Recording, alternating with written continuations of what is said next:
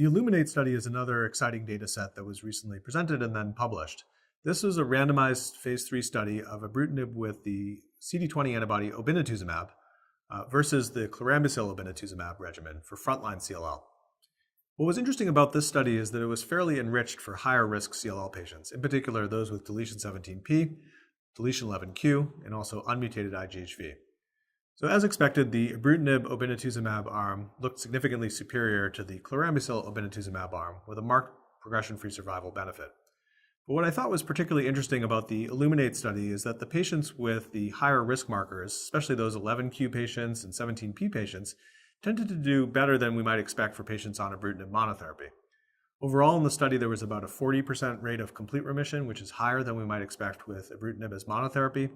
So we think about the iLLUMINATE regimen for patients who have higher risk disease, maybe those in whom we want to try to get a faster or deeper response. I think a limitation of the iLLUMINATE dataset is that the ibrutinib obinutuzumab was still designed as a continuous therapy, 6 months of the combination, but then continuous ibrutinib thereafter. And so, it's still not completely clear to me whether in the long term the addition of the antibody is going to make a difference. It's something that we've explored now with rituximab and ibrutinib, and there's been no benefit to adding the rituximab. I would say the jury's still out on whether obinutuzumab adds significantly to ibrutinib. I am optimistic about that based on some of the early data, but we're just going to need longer term follow-up to know. So I think 17p remains an unmet need for CLL patients. We have some exciting data coming along with using venetoclax with obinutuzumab in the frontline setting. This was explored in the CLL 14 study, which randomized patients to venetoclax obinutuzumab versus chlorambucil obinutuzumab.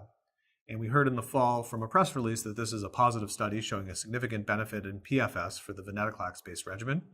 We haven't yet seen the data from this study presented or published, but we certainly anticipate seeing it soon. And what's nice about this study is that it's certainly active for those 17p patients, but also it's designed as a time-limited 1-year regimen. And so once this does receive approval, it will become interesting to see how this discussion goes in the frontline setting, both for 17p patients and even for non-17p patients.